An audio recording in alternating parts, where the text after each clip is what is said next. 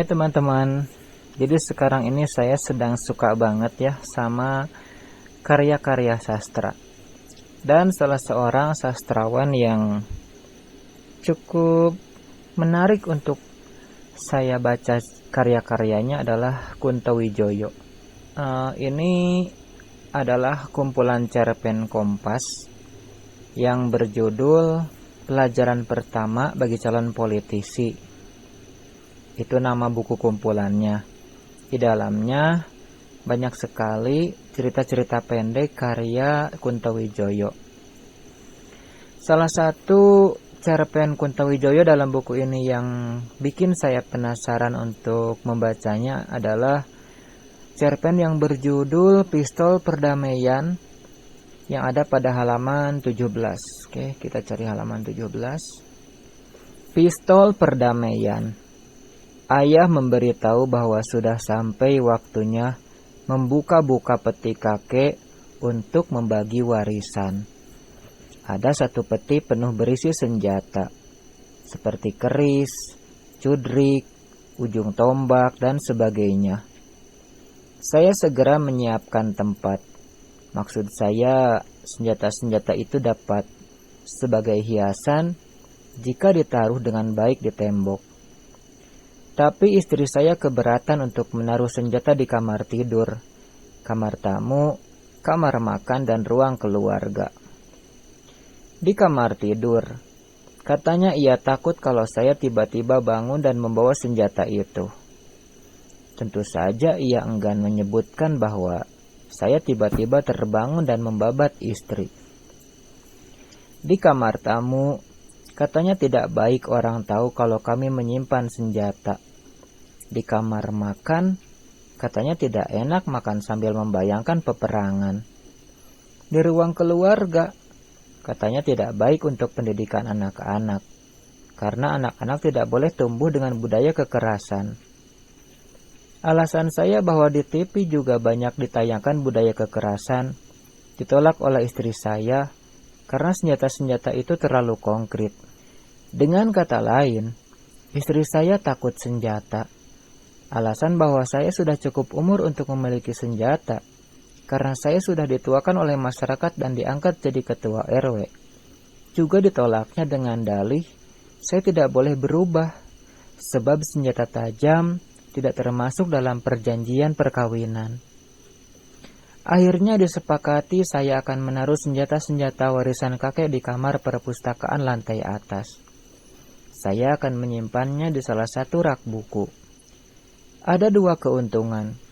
Senjata-senjata itu akan terbebas dari debu karena mereka akan bersemayam di dalam kaca dan mudah dijangkau, sehingga aku dapat melihatnya. Seperti diketahui, senjata-senjata tajam termasuk barang langka yang diminati orang saat ini. Hanya saja syaratnya ada, yaitu harus cocok antara pemakai dengan barangnya. Seorang birokrat harus memakai keris pengabdian. Pasti ia akan disukai atasan dan disegani bawahan. Seorang guru jangan memakai logam mulia seorang pemberontak, sebab ia akan selalu berselisih. Demikianlah salah pakai bisa berakibat bencana.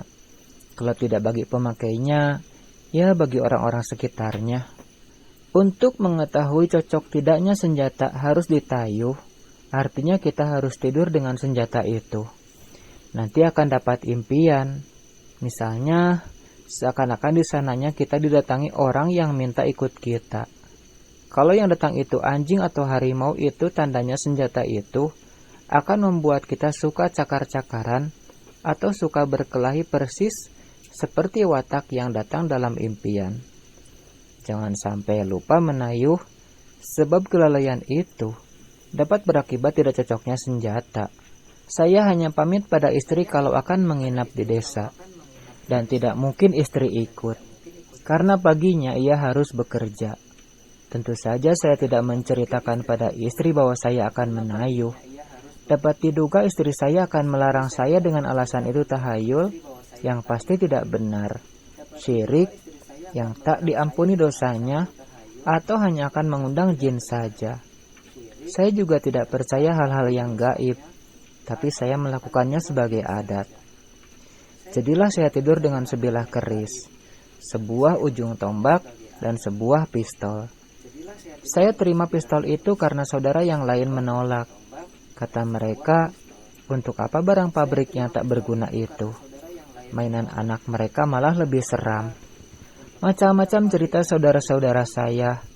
Ada yang bercerita didatangi laki-laki tua, ada yang bercerita didatangi perempuan tua, ada yang bercerita didatangi gadis kencur. Adapun saya tidak mimpi apa-apa. Barangkali saya terlalu rasional atau karena saya hafal satu persatu riwayat senjata-senjata itu. Karena saya rajin membantu kakek ketika pada bulan Suro ia membersihkan. Saya pulang dengan keris, tombak, dan pistol. Terus saja saya menyimpannya di tempat yang sudah kusiapkan, yaitu di perpustakaan. Sebenarnya agak sayang barang-barang sebagus itu. Pikiran saya ialah pada keris yang punya pegangan bertatahkan berlian itu. Tidak diketahui orang. Keputusan istri saya rupanya tidak bisa ditawar lagi. Dia dulu belajar pendidikan, jadi bisa dimengerti kalau tidak suka dengan hasil-hasil kesenian atau sejarah. Katanya, tidak ada seni kekerasan, tidak ada sejarah peperangan. No way. Memang benar bahwa itu semua senjata, tetapi tidak benar bahwa semua senjata itu berdarah. Misalnya keris itu. Keris itu sering dipakai ayah kakekku untuk ke karaton.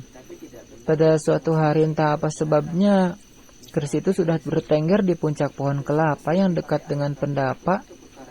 Tahu-tahu ada orang lain yang kehilangan keris.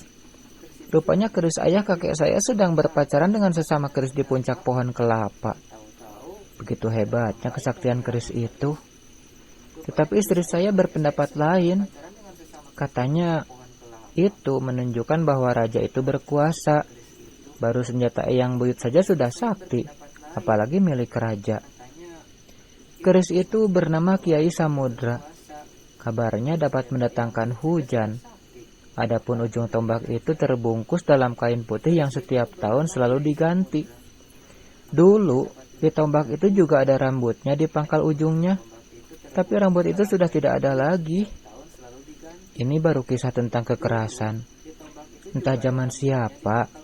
Mungkin ayah kakek ada orang tiba di Gapura Kedemangan dan menantang perang. Ayah kakek meladani tentangan itu. Singkatnya orang itu kalah dan tombaknya dirampas. Orang itu boleh pergi, tapi sebagian rambutnya dipotong. Karena orang itu dari desa Sela, di celah antara Gunung Merapi dan Gunung Merbabu, tombak itu disebut Kiai Sela. Tombak itu ternyata berjasa. Ketika ada kerbau mengamuk dekat jembatan pinggir desa, ayah kakek mendengar suara bahwa kerbau itu hanya dapat dikalahkan oleh orang yang membawa tombak Kiai Sela. Maka tombak itu dipinjamkan orang.